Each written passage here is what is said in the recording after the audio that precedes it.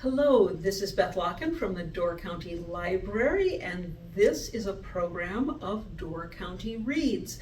Door County Reads 2023 features Andrew Groff's book, Raft of Stars. Raft of Stars has a number of parents and children, many of whom do not have the supports that they need in their parenting. Here in Door County, however, we have much better support for parents and families, and that is through the Door County Partnership for Children and Families, which is a part of the United Way of Door County.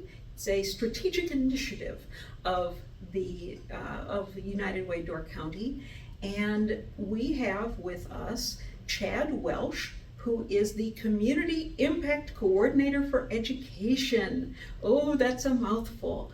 He is in charge of presenting and facilitating all of the different kinds of programs for families here in Door County, and we brought him here today to tell you all about them. Chad, tell me all about it. All right, Beth. So thank you for having me. It's great to be here. We are fortunate in Door County to have really a multitude of programs that covers all ages from birth until 18, and I suppose you could go beyond that if you wanted to. I think I'll try to go in order on up. Our first one that we have is the Raising a Thinking Child program that we've had in the county for quite some time now. I think it's been just about 7 or 8 years. Raising a Thinking Child is really geared for parents of children ages 4 to 7. Of course, it doesn't restrict you to those ages, but that's really where the program is geared toward. And it's designed to have parents be able to teach their kids how to think, not what to think. So taking the onus off of the parents of always, I'm going to tell, this is what you should do, to help kids make informed choices on their own and kind of learn how to problem solve before that gets to the point where the parents need to intervene because there was a negative behavior or something like that. Parenting without yelling. Parenting without yelling, yeah, novel concept. That course goes, it's an 8-week class that has, and they're 2-hour sessions. We do that online or in person as COVID allows, how the delivery method. From there, we have something called parent cafes, which is one of my favorite things to do. Parent cafes, we bring folks together. It really doesn't matter if you're grandparents, parents, neighbors. If you care for children, it's an opportunity to come together and talk about what it is to raise children. So creating a community support system. Absolutely, yeah. My goal with the Parent Cafe is that when it's done, hopefully you've had fruitful conversation, but you can walk away knowing that you're not alone in this mystery of parenting. None of our kids come with parent manuals or instruction guides. I certainly didn't find one. I didn't get any with my 4 either, so when the cafes are done, my hope is always that parents have had an opportunity in that 2-hour block of time to build connections and use those connections down the road to support one another, to come together to another cafe, to renew those strategies that were shared. So for the class, you have to go to all 8 classes for that Raising a Thinking Child. But the parent cafes are pretty much standalone. You can come or go as you need to. Yeah, parent cafes are standalone. They're structured on the 5 essential ingredients of healthy families. So each topic, you might have one night we might talk about concrete support in times of need. What does that look like for a family that's functioning in a healthy way in that? There might be raising resilient children. That might be the topic. Well, what does that look like? And so that particular cafe will focus on that topic, and we'll discuss via questions and cards and there's no right or wrong answers. It's really gaining the experience, the collective experience of everybody that attends those. So those are one of my favorites. I really like the cafes. Come together beforehand, usually eat for a half hour, try to provide on-site childcare so parents can say, here, your little ones can go. They're not too far away if they need mom or dad, and then we have an hour and a half of discussion and we move on from there. So those I really enjoy. And right now, those are mostly virtual? Those have been virtual. We're looking now to get back to face. I think I'm going to continue over the last 6-7 months. We've had one virtual, one face-to-face each month. And where do you usually hold the face-to-face ones? The face-to-faces we've been doing in the United Way office on the main conference room on the main level off of 3rd Avenue. It's got all the technology and stuff, so I've done a couple hybrids too, so it works out well. As churches open back up to gatherings, we'll go back to Hope Church, Prince of Peace. Have always been really good about letting us use their space with the kitchens and stuff, so I would envision going back to those as we can. Have you, do you take a wait list for things like that? Have you thought about doing things up north, say, for folks who want to come but don't want to drive to Sturgeon Bay? We have done them up north. The Northern Door Y has been great about letting us use that as our kind of base of operations for hosting cafes. We go to Washington Island. The school up there has hosted us as well. So, we do all of those, and we try to get them spread out through the county. We've done a couple at Southern Door High School. So it's always my goal to get all through the county as I can. Triple P, I'll touch on, is a new program, positive parenting program is what the Triple Ps are. That is a program that's designed for birth to 18. So, and it's divided into seminars. So unlike raising a thinking child, Triple P, you can come to one or all of the seminars. And I mean, the more you come to, great, but they're standalones. So there's Raising Resilient Children is one of them. Oh my goodness, there's Competent Children is another one. The Power of Positive Parenting is another seminar session, and there are a bunch of those that go on. They're 2-hour sessions, and it's like a parent cafe. It's an opportunity for parents to come together, share struggles, share successes, and really build those networks again, to realize that you're not the only parent that your child doesn't want to go to bed when you tell them to go to bed, or whatever the case is. And Triple P is really designed to be a proactive strategy to get kids behaving emotionally, socially, in a positive way before you have to intervene, or the school has to intervene, or somebody else down the road has to intervene. So, well, and once again, that's building that extra support within parents, within the community, definitely. so that you're not alone. Yeah. If you've had issues, if you've had things, and you think parenting is hard, well, gosh darn, because it is. Yeah, it definitely is,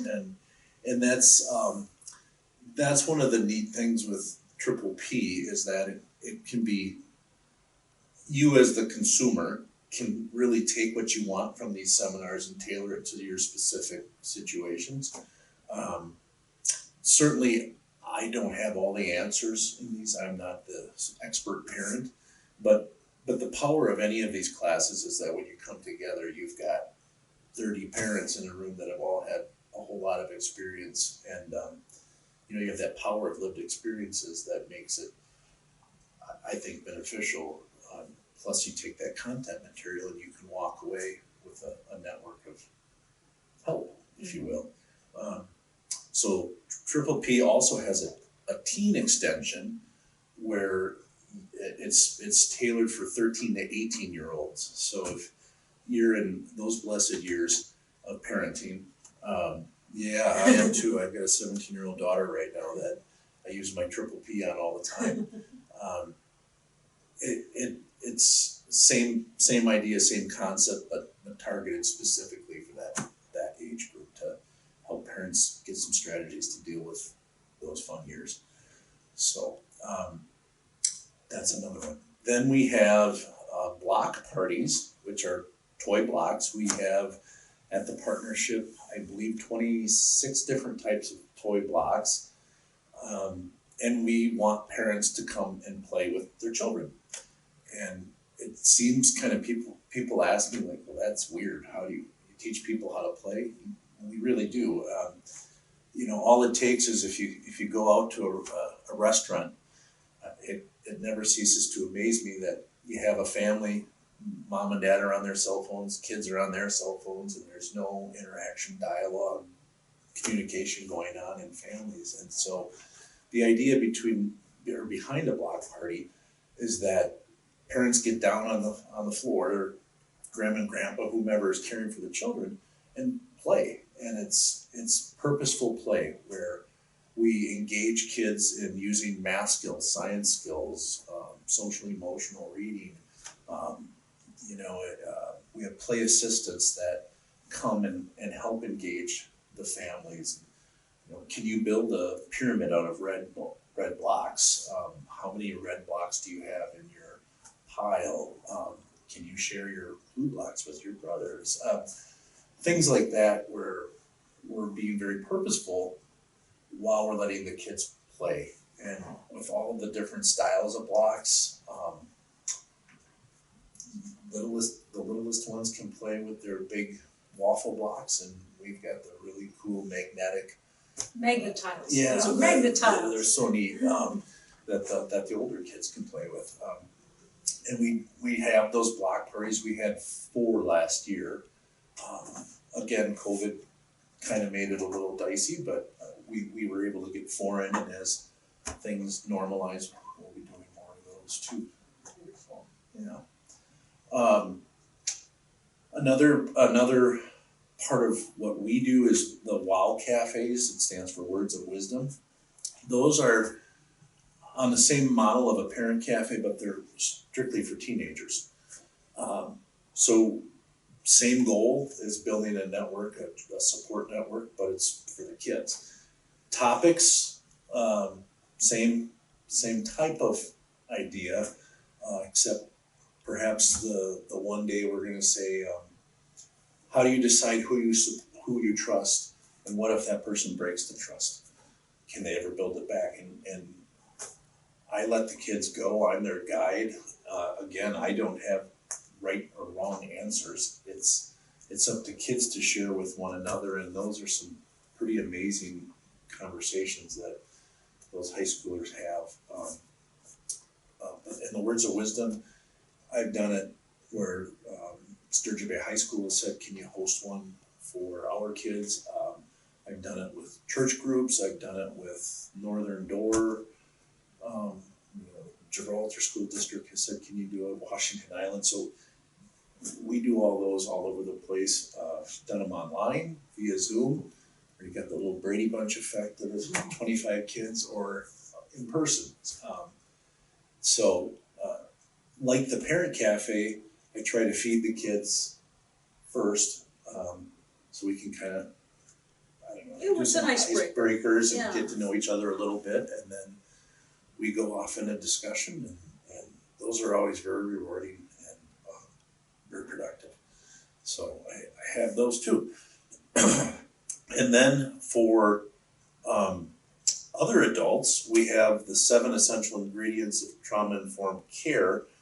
That's a training that I'm trained to offer, helping folks understand what trauma is, what does it look like, and how to work with trauma, I guess is the best way to put it, in someone's life. So I was at a training at the ADRC, And one of the things that we did during that training is you spoke about trauma-informed care for people who might be in contact on a regular basis with people who might have trauma in their lives that affects the way they respond to certain things. And knowing to expect that there might be a different way of responding to things than you might ordinarily think is important for librarians, for instance.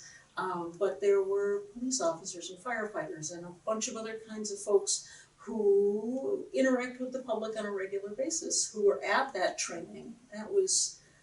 So we only got an hour of that. Yeah. And it's an 8-hour long? There is an 8-hour version of it, which is wonderful because you can get in depth in all of the 7 areas. The training you're speaking of, I had to condense 8 hours into 1 hour and cover 7. But it is wonderful in Door County.